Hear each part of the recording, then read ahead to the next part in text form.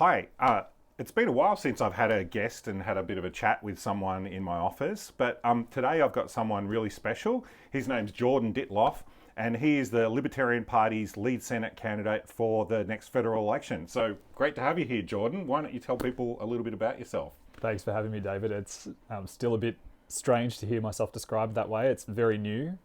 We announced today and in recent days to members about my endorsement. So I'm 36 years old. I live in Ballarat, so I'm from regional Victoria, and I'm currently working as a law graduate at a boutique civil litigation firm in Ballarat. But that's kind of the end point of a fairly long and winding road. Yeah. And I met Jordan for the first time back in 2022. It was actually during our last federal campaign. Jordan wasn't running as a candidate, but he did get up and speak at an event I was at, and that was in Geelong. And it was an interesting night because I'd never met you before, and I heard a lot about your story on that night. So, I mean, tell us a bit how that sort of worked and how you felt on that night. Yeah, it was an interesting experience. It was the first time I'd spoken about my experiences and my journey in front of a group of people I'd never met before. So for those of you who don't know, that might be many of you, I, in my 20s, really struggled with drug and alcohol addiction. So I basically got myself into quite a bit of trouble with those challenges. And at the same time as trying to navigate those things, I also was running a small business, which I was trying to run with really no money behind me, no experience or business sort of understanding. And so those sort of two big problems, which was, poor business management and drug and alcohol addiction, culminated to basically make my life unravel in a pretty sort of spectacular fashion. So the end point of that was that I spent 27 months in prison. And, for those of you that have been following me will know that I'm very passionate about the area of drug law reform and helping people who've got problems with drugs get better. And I know, Jordan, now you've been clean for a very long time, and we can talk more about that maybe, but I think it's wonderful that Jordan's turned his life around. He's a lawyer now, which is fantastic. I'm a law graduate. The VLab get very sensitive about that. I have to say law graduate until I'm admitted. Okay. So yeah, I won't argue with a law graduate. But I think another interesting thing is one thing we have sort of maybe similar stories in the way that we came to our belief in libertarian ideas and this sort of thing. I think I might have spoken to people in the audience, like people that are watching, when I first came to the idea of libertarianism was after the 9/11 attacks, which is interesting because a lot of people came to our party after the COVID thing, but basically a big event, and the event wasn't the problem. The government response to that event caused alarm with me. The way that they brought in these new, anti-terror laws and greater monitoring surveillance state, and I became very skeptical of what the government was doing, and that sort of led me down a road where eventually I ended up thinking that, the most important thing politically was the defense of freedom. And I think, Jordan, you had maybe a slightly similar... Mine was the same catalyst overall, like the war on terror and the September 11 attacks. I remember I would have been maybe 12 when September 11 happened, and I remember waking up and my parents... I think everyone remembers, yeah. Yeah, but it was just such a formative memory for me as a kid. And because I sort of grew up during the war on terror the first couple of years, I just thought it was normal, and I watched it televised on TV, and I was still learning about myself and politics. And so I guess I probably was a bit of a neocon in the early days, where I sort of thought, we're going to be spreading democracy across the globe and all that kind of thing. And the problems weren't immediately apparent to me just because of the age I was and the political experience level I was. But then when Julian Assange and WikiLeaks happened, I was at that time in year probably 11 when I first heard of WikiLeaks. And basically, over time, obviously that organisation took on a lot more prominence. And when they released the clip Collateral Murder, I remember watching that and realising that the government was acting not like a sort of a protective, rational actor, but it was acting like somebody who'd been caught doing something wrong and they were embarrassed by it. And on that basis, they were going to completely turn the world upside down and punish people who had embarrassed them. And that to me was just this moment where I realized the emperor had no clothes, and I sort of realized that the government often isn't good and doesn't do things in our best interests. So yeah, I think if I could sort of pick like a moment where I sort of was like, what the hell, was the initiation of the Iraq War. You know, remember those, you know, weapons of mass destruction, the biological weapons trucks that were supposed to exist, and we basically went to war on a lie, effectively, which seemed fairly obvious at the time to me when I was watching it. Like, it just seemed like, surely this can't be true. Like, this is why we're going to war. Like, it just seemed crazy to me at the time. And interestingly, like during COVID, I had a lot of that same sort of feeling, like this sort of disbelief that this is what the government was doing and this is their reaction to a real problem. But yeah, it's sort of crazy. And I know a lot of other people had that sort of feeling as well more recently during COVID. Well, COVID was an odd time for me because, as I've sort of shared at the beginning, I've had an experience of being incarcerated. So for me, it wasn't the first time I'd lost my freedoms. And it was a weird skill set I never thought I'd have to use again, to be honest. Yeah. I would have preferred not to have had to dust off those skills and learn how to operate in a restricted environment again.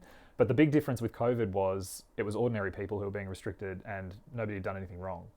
Yeah. And so you had these freedoms and restrictions being imposed on people that really, for many people for the first time, was when they experienced what government can do when it feels like it's got a righteous cause or is just afraid. And I think that's what we saw through COVID, is just what happens when government is under immense pressure from society to prevent risk, and in this case, in the end, prevent death. Like, that was, the government became this arbiter of death. It was really pretty macabre, I think. But yeah, but hopefully we're getting past all that now. But there's still problems out there, which of course is why Jordan's interested in politics and wants to also be elected to be a representative of our party in the federal realm. Now, there's a lot of issues that I've been fighting that, you know, people ask me, oh, why aren't you doing this issue, or why aren't you doing that issue? And often I respond, well, it's not a state issue, right? Because a lot of the issues that people are interested in actually are federal. Some of them are a bit of overlap of both. And more recently, some of the issues that I've been fighting really have a lot of federal overlap. So, one of the issues that I've been pushing back on is around organised crime and tobacco and vaping. Now, a lot of the incentives that happen with organised crime in Victoria are actually driven by federal policy, even though that the state government has to deal with the fallout of it. And it would be really wonderful if we had a senator for our party that, you know, we could cooperate on these sort of issues. And I really, if you get elected, and I really hope that happens, then that's the sort of thing that we could cooperate on, these sort of issues where there is that overlap. Yeah, absolutely. And I think a lot of people and a lot of politicians, unfortunately, see it as this box where this is a state issue, this is a federal issue. But the reality of the way our federal system is set up, and honestly the way the federal government's taken over a lot of things that used to be purely states issues, there is often a lot of overlap, and there's often a lot of decisions that get made in Canberra that have massive impacts on the streets of Victoria. And I've seen impacts firsthand. I live in Ballarat, and I think there's been about 4 firebombings of tobacco shops in Ballarat, which is scenes playing out all across Victoria. But I've witnessed firsthand within hours 2 of them on my way to work within 3 weeks of each other. So the first one, I remember walking to work and I saw police and saw tape and things like that. At first I thought there'd been an assault or something that had happened, and then I realised that there was this burnt out building that had previously been a tobacconist, and someone had just thrown a Molotov cocktail in there, and it had all gone up in flames. And then for the next 2 weeks on my way home from work, I was walking past this other tobacco shop, and every time I walked past it, I would look in there, and I sort of had this feeling as though I knew what was going to happen. And because it was just the sort of tobacco shop that, you know, looked like it would be a target for this kind of activity. And in my mind, I was thinking, oh, it wouldn't surprise me. And then sure enough, 2 weeks later, I was walking to work, rounded the corner of that particular street and saw police at the end of the street. And I thought, I 100% know what's happened here. And the police officer I sort of made a bit of a dark humour joke with him. I said, oh, you know, at least they're going to run out of tobacco shops to firebomb soon. And he laughed. both of these were within 800 metres of the Ballarat police station. Yeah. These criminals don't Brazen. care. Yeah, it's quite brazen. And the police, I think, are really frustrated because they're having to deal with the fallout of government policy that isn't evidence-based, that doesn't care what their experience of the reality of policing these kinds of offences are, and really just leaves them to deal with the mess.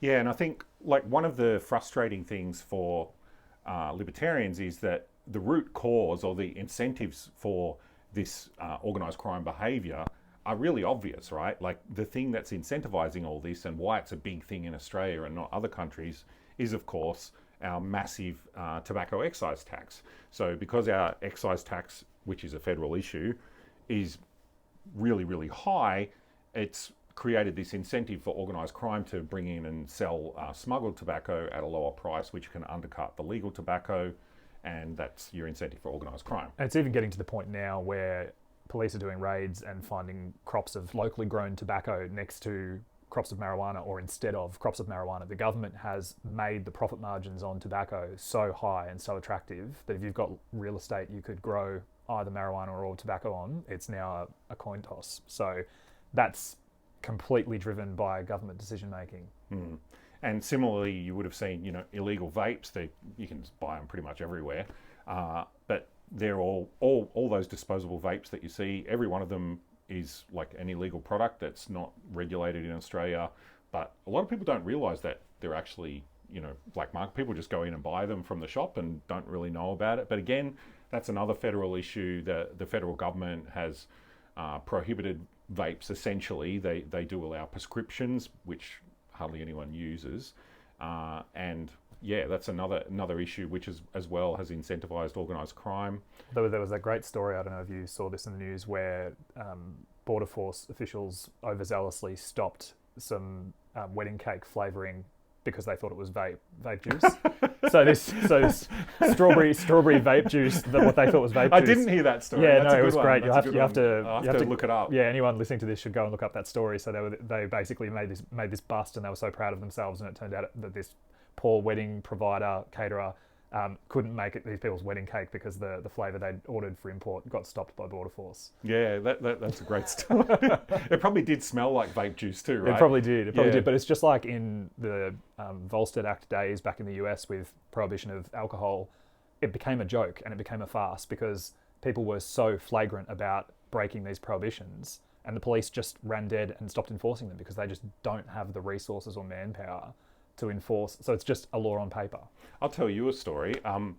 When I was a few weeks ago, I was doing a lot of media on this, around the tobacco excise tax and organised crime and this sort of thing, and I made the joke because excise tax was also going up for alcohol, and I made it. It was just a joke saying on social media that we'll soon have if alcohol excise gets high enough, we'll end up with bootleggers soon. I feel like I know where this is going. Yeah, and people were saying, "Oh, you're so stupid! Like they're already there. Like how naive are you?" Like, and apparently it's happening on a small scale. Just like people making their own and selling it to mates and stuff.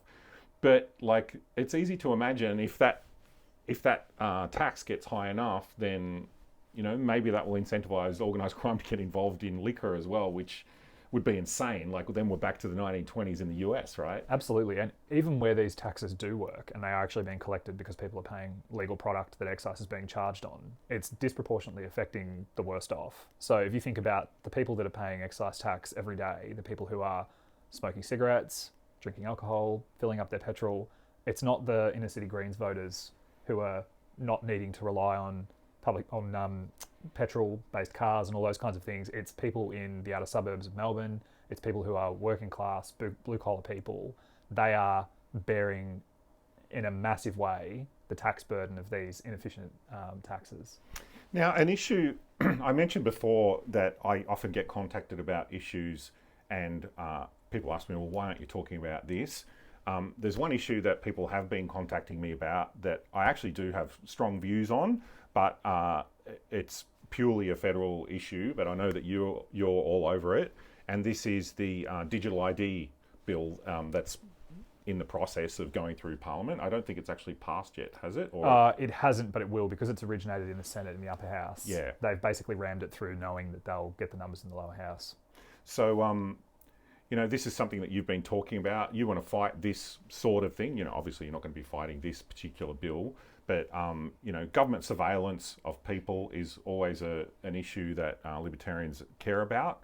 I mean, what's your thoughts on this bill? Because to the layperson, it's like, oh well, a digital ID, something that will stop fraud. I mean, that's what the government's saying, that they'll stop people, stealing your identity and stuff like that. That's their sales pitch. What's the alternate view on that? Well, I mean, the first thing I think is that any bill that has to tell you how voluntary it is, you should probably be a little bit suspicious of. It's like with the People's Democratic Republic of North Korea, anything that has to protest a bit too much, you probably want to be a bit wary of. That's the libertarian instinct, but it should be everybody's instinct.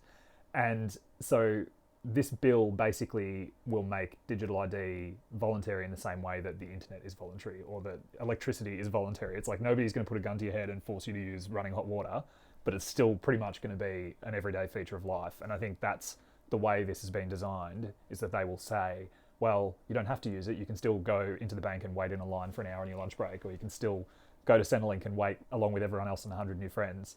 But I think the digital ID bill, the biggest concern from a libertarian point of view is, I mean, we've seen with companies like Optus, we've seen time and again, if you create what is essentially a honeypot of valuable data, it will be a massive target for people who are looking to steal and defraud that. And while it might lessen some types of fraud with physical IDs not being there, if you've got a physical ID, at least you can sort of verify whether that looks like it's real or not. Even the best forgery will have tells and things like that. If you have an ID that is entirely digital and someone manages to hack that and become you online, then what verification can there be? What cross-check can there be? So I think, as always, the government is dramatically overestimating their own competence and dramatically underestimating the likelihood, indeed the probability, that something will go wrong. Yeah, and we had something like last year as well in state parliament, health information sharing. This was about medical information. And I know many of you signed a petition and helped fight against what the government was doing on that. So thank you to those of you that did.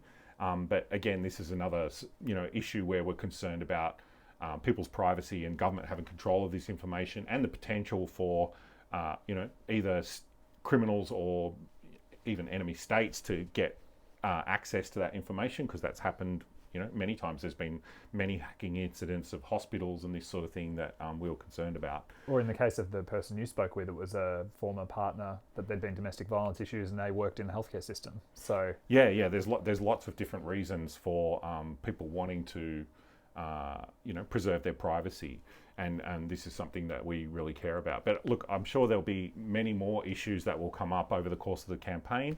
But I really wanted people to meet Jordan. I'm sure we'll talk many times again. If you'd like to follow Jordan and his campaign, then you can follow him on social media. Jordan, would you like to tell us how people can stay in contact with what you're doing? Yeah, absolutely. So the campaign's on Facebook. So it's Jordan Dittloff. You just search Jordan Dittloff on Facebook and it should have me there with my Libertarian lead Senate candidate account. And similarly with Instagram, it's Jordan Dittloff Libertarian, I think is the tag the guys have made. But if you search Jordan Dittloff and throw Libertarian in there, that should come up pretty quickly. Yeah. So there's going to be heaps of opportunities to get involved. We've got a campaign page with a blog. You can donate, join or volunteer. And it's going to be a pretty exciting ride the next 12 months, I think. Yeah. Please follow Jordan on social media. He probably doesn't have many followers yet, so maybe this will help change that. And I really look forward to working with you over the next year and let's get you in the Senate and get a Libertarian in the Senate. Thanks very much, David. Thank you.